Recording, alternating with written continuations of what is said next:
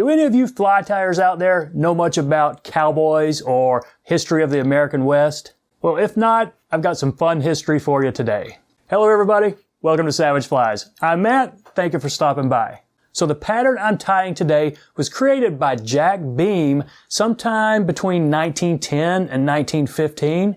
Now Jack ran a tavern out in Missoula, Montana. In my research, I did read that he probably tied flies for Bob Wards, and that's a pretty interesting story too. Bob Wards started in 1917, and they are still around today. So any Montanans watching this have probably heard of Bob Wards. They've got 4 or 5 stores still active today.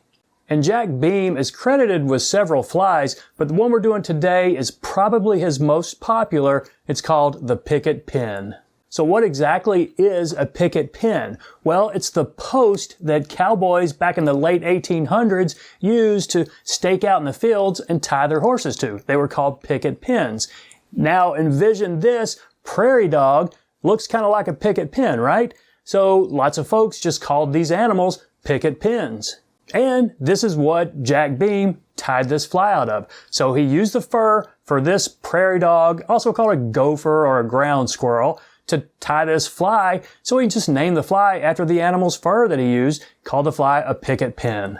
Now if you see this recipe in some really old books, it might call for prairie dog, but today we typically just use regular squirrel. I don't have any prairie dog, so I'm tying it with squirrel. Now I definitely wouldn't call this fly a forgotten fly. There are several videos of it out there being tied. You can buy it online plenty of places today. But it's a really cool 100-year-old wet fly pattern. I had a fun time tying it. I think you're going to like it. Let's give it a shot.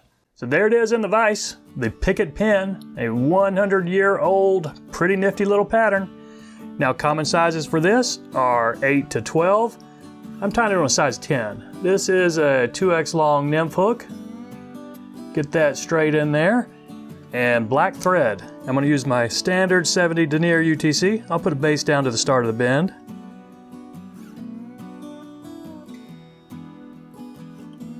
Now for the tail, a lot of folks used to use squirrel, but a lot of them I've seen and the recipes I've seen was just brown hackle. So I'm using the same hackle that I'm going to palmer it up in just a minute. I'll take about, a good chunk, let's say 20 fibers or so here, right there. And it's not a real long tail, but I'd say a hook gap. Let's go with it about right there. Take a couple wraps and check it. I'm going to like that. And snip these butt ends off if you want, or just bury them. We got a herl body, so you don't have to get too crazy with keeping it smooth right there. Now the next component I'm going to tie in is this a wire. This is size small, ultra wire. I think this is a copper color, but the color really doesn't matter. You're not going to see a bit of this. It's for durability. So catch this in to the back right there. And finish catching that in. Now leave your thread, say about right there. Now let's take 4 strands Peacock herl. Some of your thicker strands if you got it. I'm going to go ahead and snip off the couple inches of the brittle stuff right there.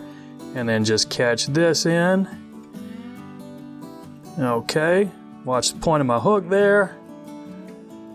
Alrighty, I think that's going to be fine. Now one trick I like to do with this, go ahead and bury that, but I'll leave my thread about halfway, because as you wrap this up, if you're not going to spin it as a rope, they'll start spreading out on you.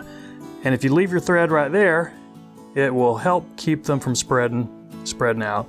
So let's go ahead and just wrap this up, and I'm not worrying about a taper. If I get one, that's great, but if not, it's not going to make a big difference. So go ahead and take this up to about 2/3 of the fly. I throw a couple of extra wraps right there just to get a little bit thicker. And I'm running out of room in this herl, so I don't have a whole lot left to grip. I'm gonna have to catch it off right there, which is fine. That's about how far I wanted to go with it anyway.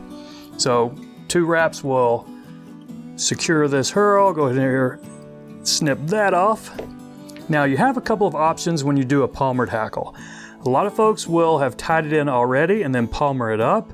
I think it looks just a bit neater if you catch it in up front, palmer it back, and then capture it with your wire rib. So what I've done, this is a brown dry fly hackle. I've stripped off a little bit more on the top. Can you see that? So maybe just not quite a ½ an inch more on the top. And I'm going to catch this in right here where those fibers start, and try to keep it so that when I wrap that first wrap, the side without the barbs is going to lay down against the hook. That will make the rest of your feather lay down a little bit easier. So I've caught that in. Let's go ahead and cut this stem off right here. And a few extra wraps to bury that nub. But I'm going to leave my thread back here where I'm going to catch this wire rib off in just a second. So I like to take maybe 1 or 2 full wraps up front before I start palmering it back.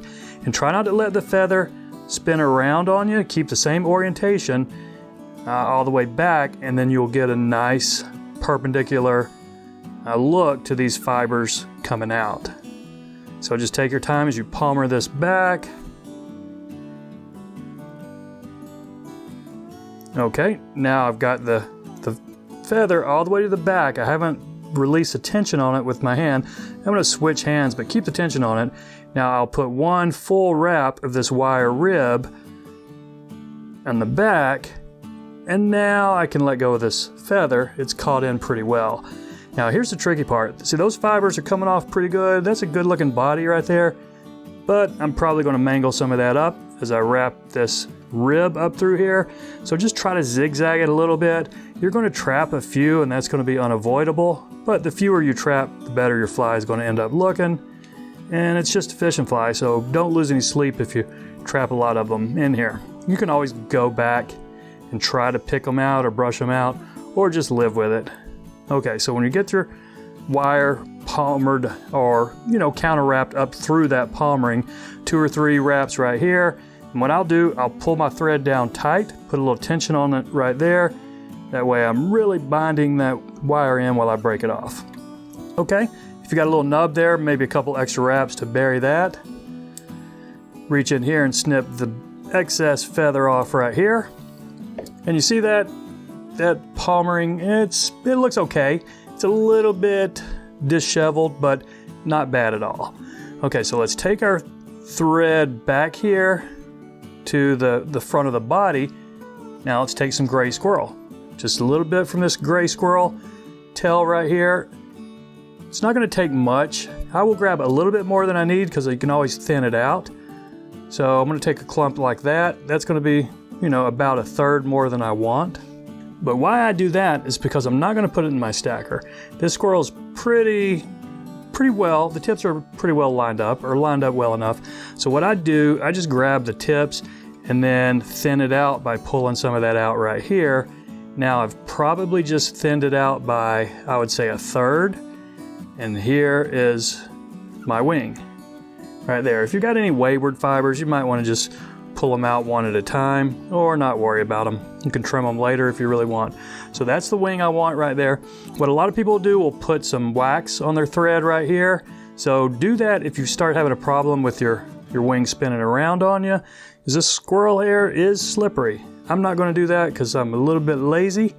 So I'm just going to switch my hands, got the position I want.